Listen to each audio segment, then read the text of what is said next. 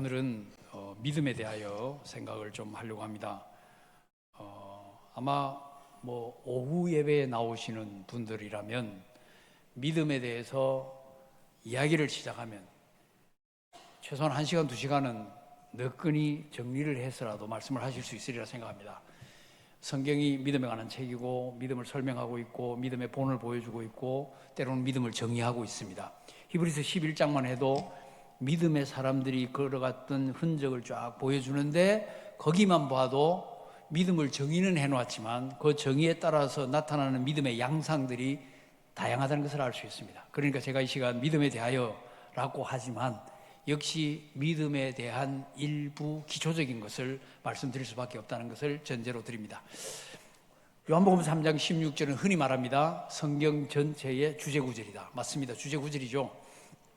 자, 여기에 믿음과 관계에서 나오는 내용이 있습니다. 16절을 보면 전반부는 하나님이 세상을 이처럼 사랑하셔서 독생자를 주셨다. 독생자를 주실 만큼 하나님은 세상을 사랑하셨다. 세상은 월드를 말하는 것이 아니고 이 월드라는 곳에 살고 있는 우리를 말한다. 이 정도는 우리가 다 알고 있잖아요.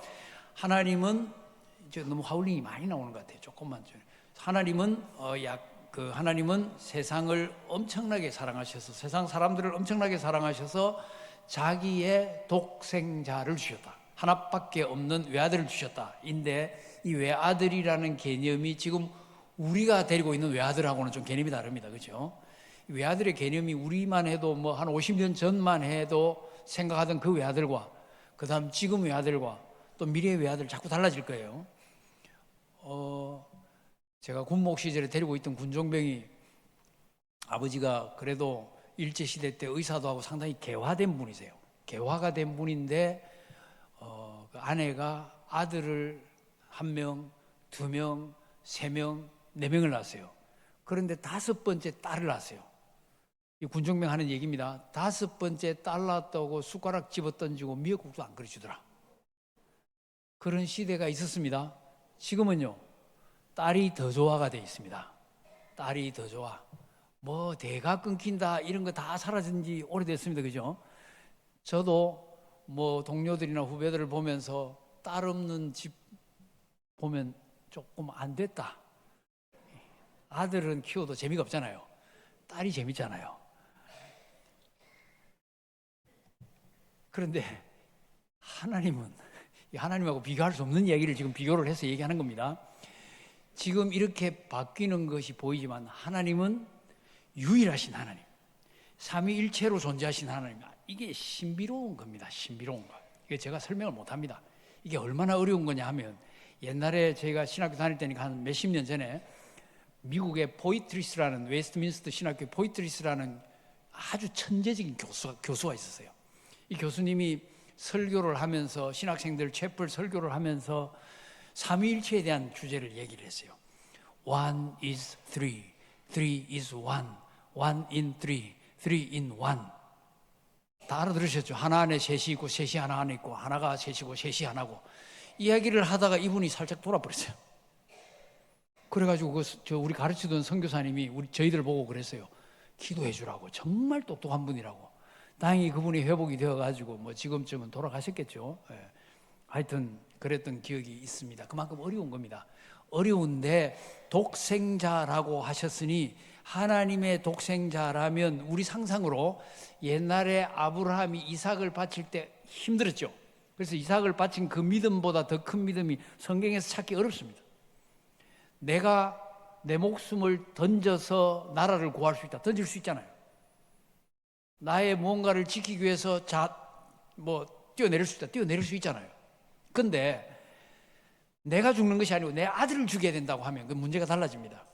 아마 여러분도 부모님들이시니까 내가 죽어야 되냐 아들이 죽어야 되냐 선택을 해라. 이거 고민할 필요도 없잖아요. 고민할 필요도 없어요. 다 부모는 내가 죽는다고 말합니다. 근데 이 삼위일체 하나님 사이에서 이런 대화를 어떻게 하셨는지 저는 몰라요. 모르는데 하나님께서 독생자를 우리를 위하여 주셨다는 것은 그만큼 사랑하셨다는 건 분명합니다. 세상에 여러분들을 위해서 인간으로 쳐서 독생자를 줄 만큼 외아들을 줄 만큼 여러분을 사랑하는 사람이 누가 있을는지 저는 모르겠어요. 하나님 그걸 하셨어요. 인간적으로 제가 설명한다고 이리 틀고 저리 틀어보았습니다. 네, 하여튼 그렇게 사랑하셨어요. 왜 사랑했느냐? 그렇게 하셨느냐? 우리가 그를 믿음으로 말미암아 뭐하지 않고 멸망치 않고 무엇을 얻게? 영생을 얻게. 이건 세상의 모든 사람은 두 가지 운명을 마주하게 됩니다. 영생이냐 멸망이냐. 예수를 믿는 것은 멸망이 아니라 영생으로 갈 수 있습니다. 이건 상당히 이거 월급 한 달에 1,000만 원 주는 데냐 100만 원 주는 데냐 이런 비교가 아닙니다. 영원히 영광 중에 살 것이냐 영원히 치욕과 고통 속에 살 것이냐, 이거 영원을 걸고 하는 문제입니다. 엄청난 이 나누어짐, 세퍼레이션, 분리가 독생자를 믿느냐 안 믿느냐에 달려 있다는 거예요. 근데 주신 게, 자 여기 있다 하고 주신 게 아니고 십자가 위에서 저주의 고통을 당하고 죽으신 것, 이게 주신 겁니다. 그러니까 삼위 하나님은 영원 전부터 영원토록 떨어져 있을 수 있나요 없나요? 없잖아요. 없죠. 없는데 아버지하고 딱 떨어진 순간이 죽음의 순간입니다. 그때 예수님께서 십자가 위에서 7마디 말씀을 했는데 그 중에 버림받은 순간을 말하는 게 있어요. 그런데 우리가 신약 성경을 보면 예수님이 아버지께 기도할 때마다 늘 아버지, 아빠, 아버지 이렇게 불렀습니다. 딱 한 번만 하나님이라고 부릅니다. 십자가 위에서 나의 하나님 어찌하여 나를 버리셨나이까? 엘리 엘리 라마 사박다니라는 거예요. 그게 문법적으로 버리셨나이까입니다. 버리시나이까가 아닙니다. 버리셨나이까. 그러니까 이게 떨어지려고 합니까가 아니고 떨어졌나이까. 하나님께서, 성부 하나님께서 성자 하나님을 버린 거예요. 그게 우리를 위하여 저주를 당하신 겁니다. 우리를 위하여 죄의 값을 당하신 겁니다. 우리 대신 죽으신 겁니다. 이 죽음이 단절입니다. 단절. 이건 다 공부할 시간 없지만은 단절이라는 거, 아버지 하나님과의 단절. 아버지 하나님이 무엇입니까? 생명입니다. 생명의 근원과의 단절을 우리를 위하여 당하신 겁니다. 생명의 근원과 우리가 단절됨으로 우리가 이제 생명 속으로 붙게 된 겁니다. 세상 사람들은 지혜로운 채 하나 하나님의 생명에서 떠나 있도다. 세상 사람들은 그래요. 우리는 예수를 믿고 생명을 얻었잖아요. 얻어가지고 지금 영생으로 들어선 거예요. 요한복음 5장 12, 3 아들이 있는 자에게는 생명이 있고 하나님의 아들이 없는 자에게는 생명이 없느니라. 내가 하나님의 아들의 이름을 믿는 너에게 이것을 쓴 것은 너희로 하여금 너에게 영생이 있음을 알게 하려 함이라. 그것 때문에 그 말씀을 기록했다고 했어요. 거기 보면 아들이 있는 자라고 했습니다. 있다는 말은 영어로 have 동사입니다. 가지고 있다. 원단어 뜻입니다. 아들을 가지고 있는 것은, 있는 자는 무엇을 가지고 있다? 생명을 가지고 있고, 아들을 가지고 있지 않는 자는 생명을 가지고 있지 않다고 되어 있습니다. 영어 성경은 아주 뚜렷하게 나와 있어요. have라고 써 있어요. 그런데 아들을 가지면 왜 생명이 있습니까? 예수님이 이렇게 말씀하셨어요. 내가 하고 길이요 진리요 그 다음 생명. 예수님이 생명입니다. 우리는 생명이 있다고 말하지만 예수님은 I am the life라고 말해요. 나는 생명이다. 그러니 예수님을 내가 가졌다는 말은 예수 안에 있는 생명도 그냥 따라온 거예요. 가지고 있는 거예요. 그래서 여러분이 예수를 믿으면 여러분이 예수님 안에 있고 예수님이 여러분 안에 있어요. 예수님이 우리 안에 있으면서 예수님의 생명도 거기서 붙어서 따라 들어오는다 이 말입니다. 생명을 여러분이 가지고 있다는 것을 아시길 바랍니다. 자, 그래서 이렇게 딱 넘어가는 순간이 뭐냐? 그를 믿으면, 누구든지 그를 믿으면 예수를 믿는 거예요. 그 믿는 것이 중요해서 장황하게 설명하고 오늘 그 믿음, 그 부분에 대해서 조금만 더 생각을 하도록 하겠습니다. 자, 그러면 믿는 것은 어떻게 시작할 수 있을까요? 우리가 살아보면, 신앙생활을 오래 해보면 믿음은 하나님의 선물이죠. 용선다고 믿어지는 게 아닙니다. 처음에는 내가 용쓴 것 같은데 나중에 보니까 믿음이 생겨요. 저도 어린 시절에 구원에 대한 확신이 없어가지고 기도원에도 가보고 성경도 읽어보고 한 2년 동안 오만 짓을 다 해봤어요. 했는데 믿음이 안 생기더라고요. 확신이 안 생기더라고요. 그런데 어느 날 갑자기 예수님께서 내 마음에다가 우리식으로 표현할게요. 확신을 확 심어주더라고요. 그때부터 확신이 확 생겨버렸어요. 안 믿을 수 없는 예수가 딱 돼버린 거예요. 그렇게 확신이 딱 생기는데 제일 먼저 일어나는 현상, 세상을 보니까 세상이 너무 아름다운 거예요. 신기하죠? 아마 여러분들도 뭐 종류는 조금 다를지 모르지만, 양상은 다를지 모르지만 경험을 해보셨으리라 생각합니다. 네, 이럴 때 부르는 찬송이 우리 서로 받은 그 기쁨은 알 사람이 없도다. 모르는 사람 할 수 없어요. 성령께서 도와주셔야 돼요. 성령께, 이거는 뭐 힘으로도 안 되고 능으로도 안 되고 여호와의 신으로 성령으로 되는 거니까. 예. 그런 변화가 일어나는데, 그 변화가 일어날 때 그럼 우리 편은 어떻게 하느냐? 예수 믿기로 작정하는 데서 시작합니다. 사실은 여러분, 예수를 언제 믿습니까? 진짜 믿음은 언제 생깁니까? 몰라요. 그렇지만 모르니까 내가 가만히 있으면 믿음이 생깁니까? 아닙니다. 믿음이 생기기 쉬운 장소로 오셔야 돼. 그래서 예수 안 믿는 사람을 전도해서 예배당에 앉히는 겁니다. 예수 믿는 사람은 어차피 자기 알아서 할 거 아닙니까? 나 이 교회 갈란다 저 교회 갈란다 할 거 아닙니까? 예수 안 믿는 사람을 데리고 와서 그 사람이 예수를 믿게 만들어야 돼요. 그럼 예수를 믿으려고 하면 믿음은 뭐에서 납니까? 말씀에서 나죠. 믿음은 들음에서 나고 들음은 그리스도의 말씀으로 말미암지 않습니까? 그렇죠. 뭐 처음부터 성경을 읽고 막 믿고 이래가지고 믿음 생겼다 교회 오면 좋지만은, 최소한 우리나라 교회들은 대부분 교회 다니다가 보니까 믿음이 생깁니다. 다니다가 보니까 기도도 하고, 다니다가 보니까 이것도 하고 저것도 하고 하는 사이에 둘 중 하나입니다. 갑자기 믿음이 확 생겨버리거나, 아니면 슬슬 생겼는데 너 언제 믿음이 생기디? 잘 모르겠는데 파와 어느 날 생겼다 파가 딱 있습니다. 그렇게 생기는 거예요. 그런데 이 믿음은 질이 떨어지느냐? 아니에요. 똑같아요. 왜 똑같습니까? 똑같이 예수의 생명을 주는 거니까요. 자, 그러면 시작에 대해서 생각을 해봅시다. 믿음을 어떻게 시작하느냐? 계시록 3장 20절 봅시다. 요한 계시록 3장 20절입니다. 성경을 앞으로도 두세 번 더 찾을 거니까 앞에다 두시고 잘 찾으시기 바랍니다. 저 어릴 때는 교회에서 성경 찾기 대회도 했습니다. 교회 나간 지 몇 주 안 됐는데 성경 찾기 대회를 하더라고요. 성경 찾기 대회에 제가 3등 했습니다. 성경이 어디 있는지도 몰랐는데 왜 찾기가 쉬웠느냐? 영어 사전 찾는 게 훈련이 돼 있으니까 이게 금방 찾아지더라고요. 그래서 말을 안 하고 가만히 있으니까 딴 사람들이 말을 안 하대요. 그래서 제가 손 들고 해가지고 나중에 약간 쑥스러웠는데, 교회 나간 지 얼마 안 돼서 그게 쑥스럽잖아요. 그래도 하여튼 3등 했습니다. 1등도 못하고 2등도 못했지만 자랑스럽게 3등 했습니다. 자, 요한계시록 3장 20절 다 같이 한번 읽어보겠습니다. 시작. 볼지어다 내가 문 밖에 서서 두드리노니 누구든지 내 음성을 듣고 문을 열면 내가 그에게로 들어가 그와 더불어 먹고 그는 나와 더불어 먹으리라.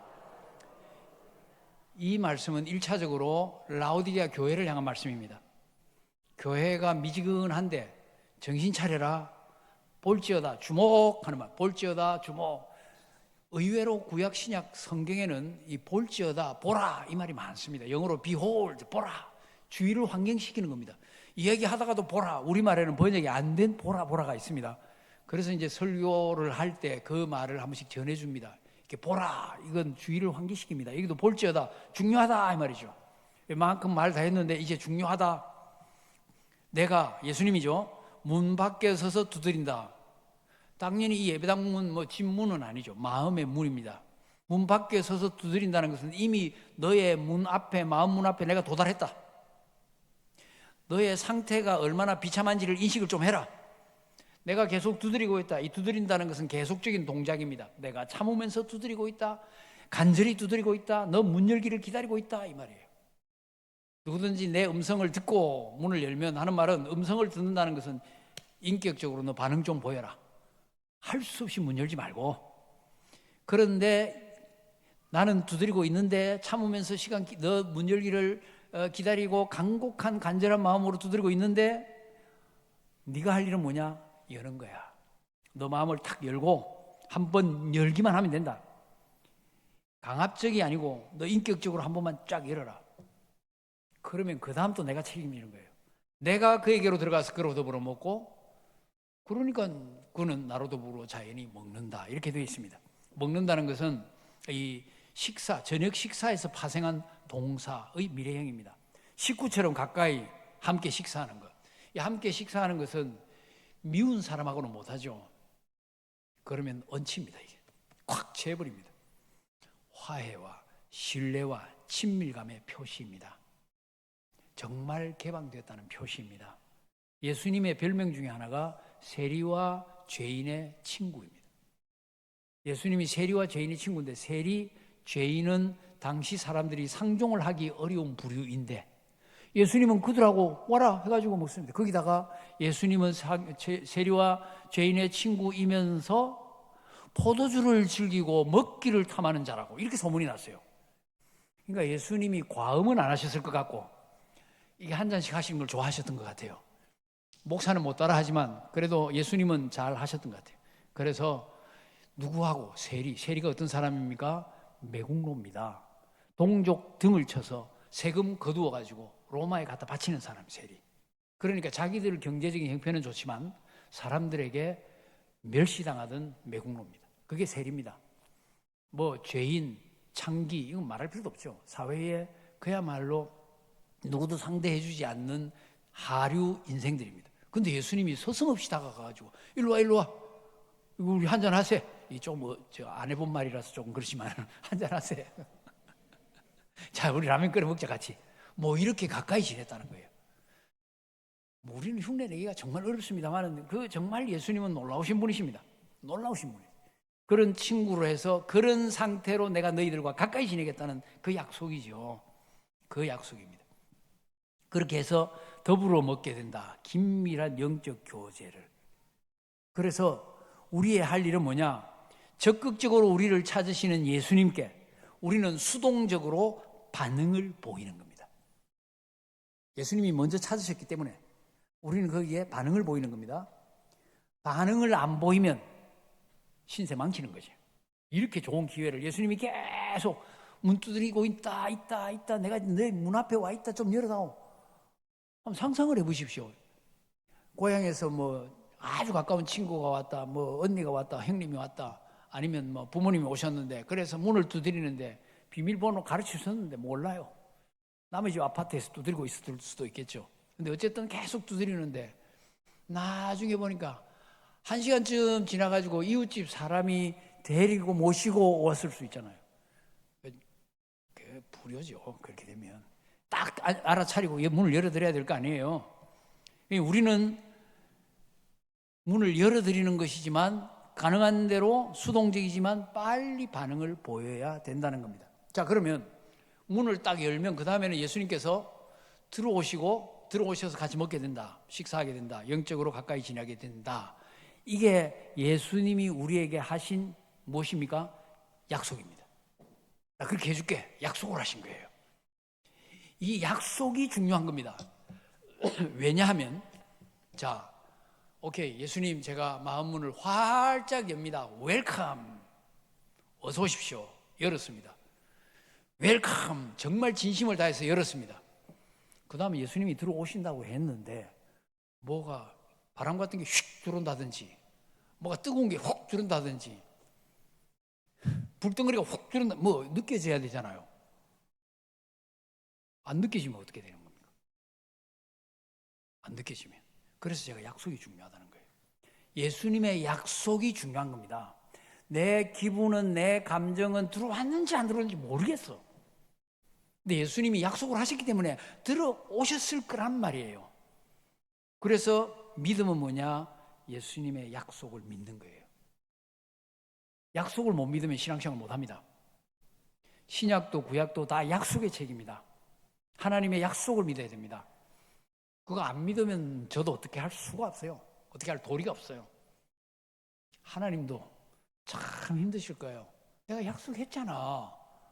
뭘 대줘야 돼? 우리는 거기다 덧붙여가지고 하나님 돈도 몇 억 좀 덧붙여 주시고 뭐 이런 게 다 돼야 되는데 하나님은 일단 약속으로 우리 해결하자 하십니다.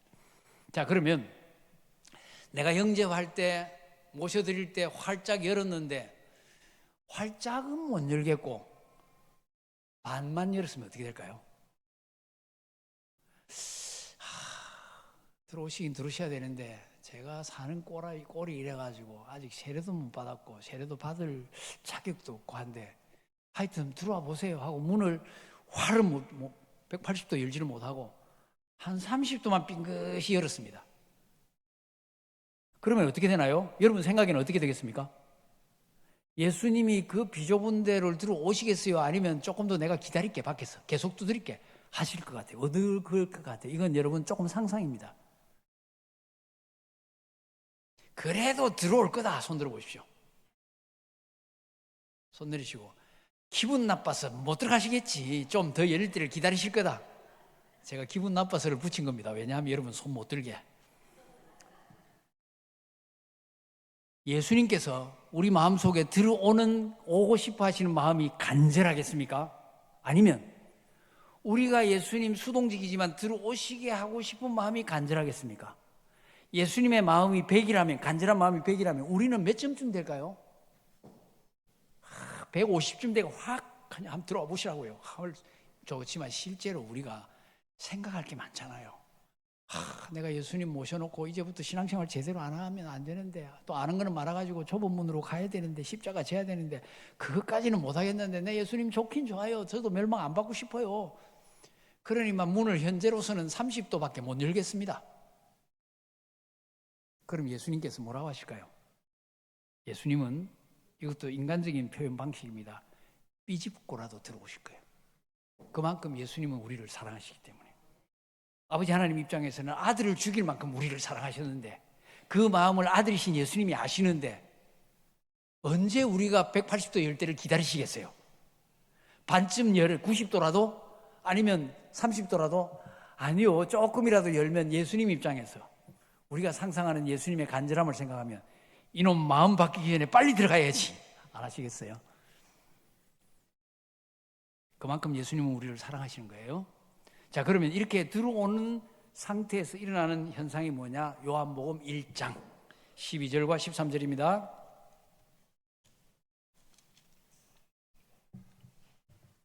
요한복음 1장 12절과 13절입니다. 두 구절이니까 같이 한번 읽어보도록 하겠습니다. 요한복음 1장 12절 13절 시작. 영접하는 자 곧 그 이름을 믿는 자들에게는 하나님의 자녀가 되는 권세를 주셨으니 이는 혈통으로나 육정으로나 사람의 뜻으로 나지 아니하고 오직 하나님께로부터 난 자들이니라. 문을 열면 이것이 이 12절에서는 무슨 단어로 표현되고 있습니까? 영접으로 표현됩니다. 내가 문을 탁 열면 예수님께서 고맙다, 나를 웰컴, 환영해줘서 하면서 들어오신단 말이에요. 그래서 영접을 하면 그게 다른 말로는 뭐라고 그랬어요? 곧, 성경을 보셔야 돼요. 곧 그 이름을 믿는 자. 이게 동격으로 되어 있잖아요. 지금 믿음에 대하여 오늘 얘기하는 겁니다. 가장 기본적인 믿음. 그러니까 믿음을 가진 자와 같은 게 어떤 사람이냐? 영접한 사람이에요. 문법적인 얘기를 해서 죄송합니다. 문법적으로 보면 이 동사가 우리말에는 표가 별로 안 나죠. 영어 성경도 보면 표가 나는 데가 있고 안 나는 데가 있어요. 그런데 조금 더 정확하게 말씀을 드리면 영접하는 자는 단회적인 동사입니다.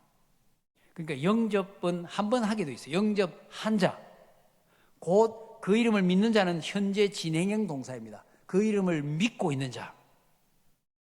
그러니까 그 앞구절에 보면 예수님을 영접하지 아니하고 백성들이 예수님을 배척을 했거든요. 그런데 12절로 와서 예수님을 영접을 받아들인 사람은, 곧 예수를 믿는 사람은 받아들이는 거니까요. 동격이라고요. 그러니까 믿음이 뭐냐? 마음문을 여는 것이다. 마음문을 여는 것은 뭐냐? 예수를 영접하는데 무엇을 알고, 그의 이름을 알고, 예수의 이름이 구원의 이름이라는 것을 알고, 저분이 메시아라는 것을 알고 받아들이는 걸 말이에요. 그래서 우리 믿음의 생활이 쭉 진행이 되는데 그 시작은 뭐냐? 받아들이는 것, 영접하는 거에 있는 거예요. 누구를? 예수를. 내가 예수 믿어볼게 하고 와가지고 예수를 믿는다고 고백할 때까지 이 시간이 쭉 걸릴 수 있지만, 이 원칙적으로는 예수를 받아들인 자, 요게 믿기로 결정을 하는 거죠.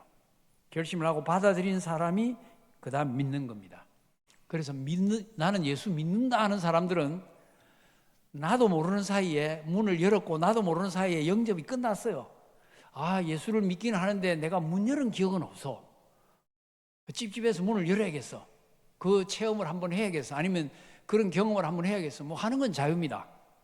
문을 열든 아침 저녁으로 열었다 닫았다 알아서 하십시오. 그러나 예수를 믿은 사람은 그 과정이 끝났다는 걸 여러분 알아놓으시길 바랍니다. 그러니까 어떤 강사가 와가지고 막 새로운 비법을 얘기해도 나는 예수를 믿고 있어 하면 그 앞에 단계는 이미 끝난 거예요. 여러분은 초등학교 1학년 다 마쳤죠? 2학년도 마쳤죠? 그 영희, 철수, 바둑이 나오는 거 다 아시죠? 걔들이 어디 숨었어요? 장독 뒤에 숨었잖아요. 다 아시죠? 많이 아시네요. 그렇지만 다 알겠어요? 1학년 교과서 다 아시겠어요?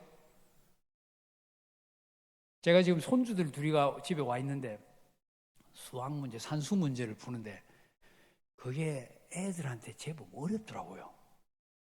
그래서 그걸 보면서 야, 이거 내가 반세기도 더 전에 공부를 한 건데 반세기도 더 전에 공부를 한 건데 여러분도 2학년짜리 초등학교 꼬맹이들 앉혀놓고 그 수학 문제 이렇게 한번 봐보세요. 쉬운가? 제법 어려워요. 그렇지만 우리는 지금 까먹었다 해도 그거 다 뗐잖아요. 옛날에 영희, 철수, 바둑이 장독 이런 거 다 기억하면 여러분 천재들인 거예요. 수십 년 전 걸 기억을 한다는 게 그게 어려운 거 아닙니까? 그 과정 뗀 거예요. 나도 기억이 안 나지만 뗀 거라니까요. 왜 이걸 강조하느냐? 나는 예수를 믿는다. 그럼 끝난 거예요. 영접이든지 이게 문 두드리는 거지. 이건 상황이 끝난 거예요. 왜 지금 이야기를 하느냐? 이단들이 이걸 얘기하거든. 구원파 같은 데서는 이걸 얘기해요. 난 거듭났다고 하는데도 부덕부덕 거듭날 때 날짜가 언제고 시간이 언제고 들은 말씀이 뭐냐? 말씀 기억 안 나는데 그럼 너 다시 새로 해야 된다고. 저희 교회 다니던 유학생 하나가 어디를 갔어요. 어디를 갔는데 구원파 모임이에요. 근데 거기에 장로라는 분이 그렇게 묻더래요. 그래서 하도 그래서 자기는 예수를 믿고 구원에 대한 확신이 있는데 거듭났는데 그 할아버지가 너무 짠해가지고 시킨 대로 해주고 왔습니다. 목사님 이러더라고. 저보고 그러더라고요. 웃기죠? 속지 마십시오. 예수를 믿으면 상황은 끝난 거예요. 그런데 이걸 왜 공부를 하느냐? 이런 과정에서 뭐가 생기느냐? 보십시오. 영접하는 자, 그 이름을 믿는 자에게는 뭐가 되는 권세를 주셨다고요? 하나님의 자녀가 되는 권세를 주셨다니까요. 그래서 예수 믿는 것은 받은 권세 많은 거예요. 받은 증거 많은 겁니다. 우리가 하늘에 계신 우리 아버지라고 부르죠. 부릅니까? 안 부릅니까? 불러요. 아버지면 우린 뭐예요? 딸이고 아들이시잖아요. 자녀들이라고 말하죠. 자녀가 그냥 됩니까? 이게 신분을 획득한 겁니다. 양자가 된 겁니다. 양자. 우리는 양자입니다. 친아들은 예수님 한 분밖에 없어요. 우리는 양자예요. 양자인데 로마서를 보면 예수님이 맏아들이 되게 한다고 그랬어요. 예수님이 독자잖아요. 독생자, 외아들이시잖아요. 그런데 우리가 양자로 들어가 버리니까 예수님이 갑자기 쑥 올라가가지고 장남이 된 거예요. 장남이. 여러분의 오빠가 되시고 우리 형님이 되신 거예요. 그래서 찬송가 가사에 있어요. 형님같이 대신하여 죄와 고생 보시네. 제가 지어낸 말이 아니잖아요. 신나는 거예요. 예수 믿는 거 이렇게 참 신나는 겁니다. 그래서 자, 우리가 자녀로 양자가 되는 특권을 주셨다. 그러니 권세를 주셨다 했으니 이미 주셨습니다. 그러면 예수 믿는 우리는 그 권세를 이미 받은 거죠. 그래서 아버지라고 불러도 이상하지 않은 겁니다. 만약에 이 과정이 없고 예수를 안 믿고 영접을 안 했고 하면 아버지 하나님 보고 아버지 부르면 이것만큼 생뚱맞은 짓이 어디 있습니까? 여러분 평생에 한 번이라도 길 가다가 남의 아저씨를 보고 아버지 부른 적이 있습니까? 평생에 한 번이라도 불러보셨어요? 안 불러보셨잖아요. 우린 그렇게 안 하는데 갑자기 눈에 안 보인다고 하나님 아버지 이렇게 부르면 내 아들 맞다 하십니까? 나는 너를 알지 못하노라. 그렇게 되면 크게 신세망치입니다.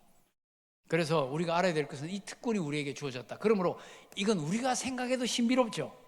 그것이 그 다음 구절입니다. 이는 혈통, 육정, 사람의 뜻으로 탄생한 것이 아니고 오직 하나님으로부터 출생한 겁니다.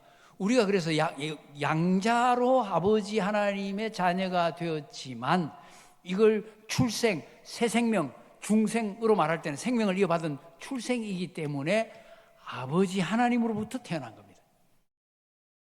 그렇게 연결이 될 수가 있습니다. 이게 좀 다 설명을 해야 되는데 이 정도 하고 넘어가도록 하겠습니다. 왜냐하면 다음 내용이 조금 중요하기 때문에.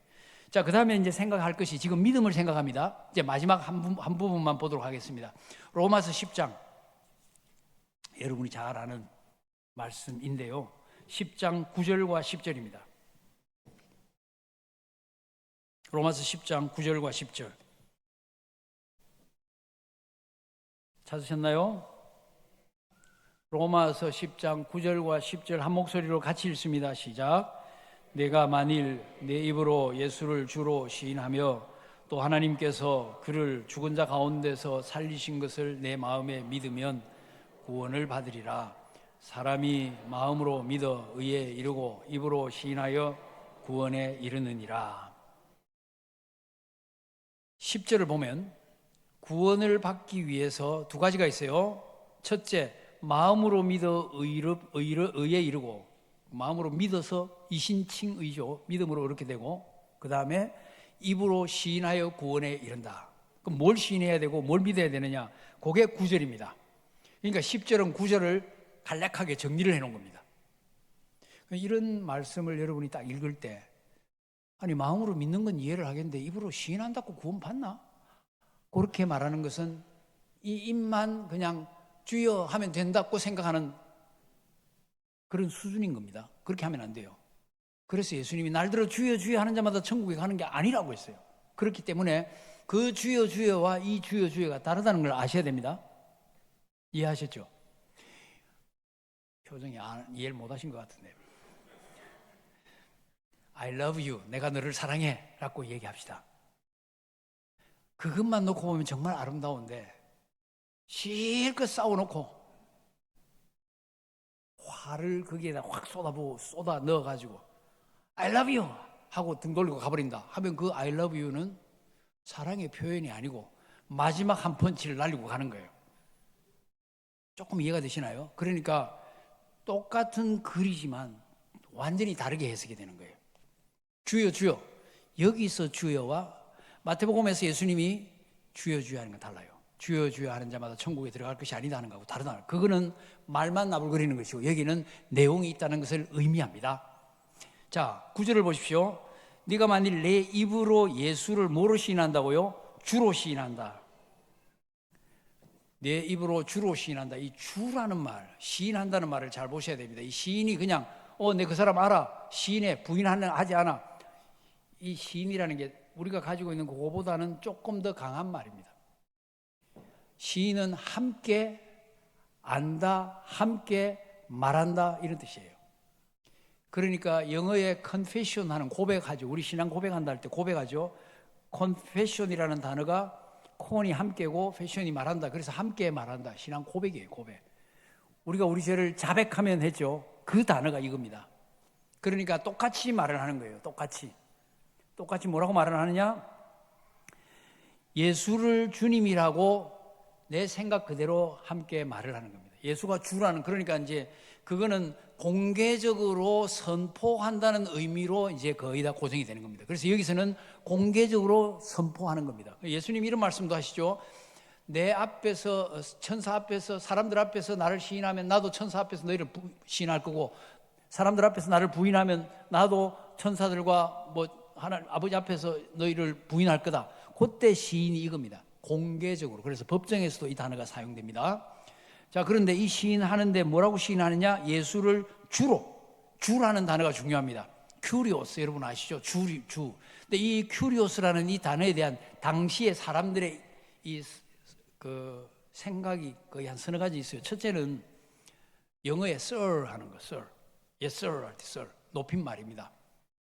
사라가 아브라함을 주라 부르면서 섬겼다, 순종했다 이렇게 되어 있는데 그 정도라고 보시면 됩니다. 상당히 높임말이긴 하지만 우리가 예수님 주님 하는 거하고는 조금 다른 그런 단어로 큐리오스가 사용되어 있고, 두 번째는 로마 황제를 그들이 신격화했잖아요. 그래서 황제를 신으로 숭배를 하고 그때의 신이라는 단어로 큐리오스, 주가 사용이 됐습니다. 그래서 그들의 그 신앙 고백이 뭐냐? 황제, 시저죠.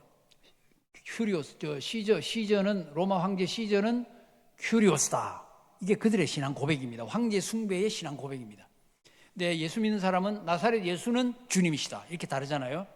그게 두 번째입니다.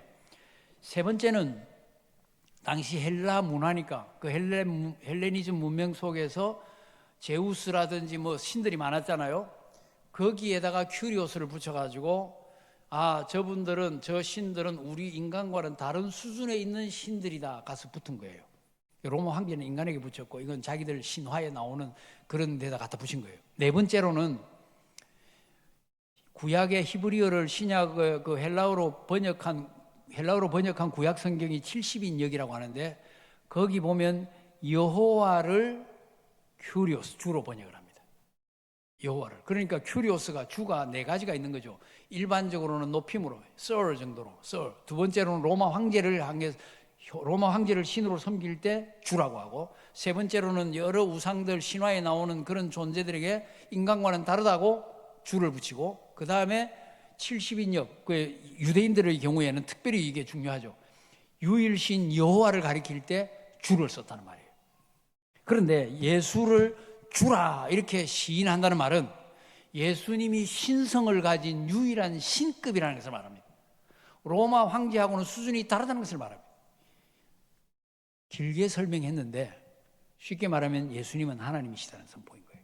이게 굉장히 중요한 거죠. 로마 황제를 신이라고 말할 수가 없는 거예요. 큐리오스라고 주라고 말할 수가 없는 거죠. 그러니까 이걸 위해서 당시에 믿는 자들은 이 시인, 이 고백을 알고 목숨을 걸었다는 겁니다. 그래서 순교를 그렇게 해서 당한 거예요. 로마 치하에서. 그 다음에 믿음이 있잖아요. 뭘 믿어야 되느냐? 하나님께서 그를 죽은 자 가운데서 살리신 것을 네 마음에 믿어야 됩니다. 예수의 부활을 믿어야 된다는 말입니다. 부활 이전에는 당연히 죽음이죠. 예수의 죽음이 대속적인 죽음이고 나의 죄를 다 없앤 죽음이고 그 죽음을 포함한 부활입니다. 왜냐하면 죽음이 없으면 부활이 없으니까요.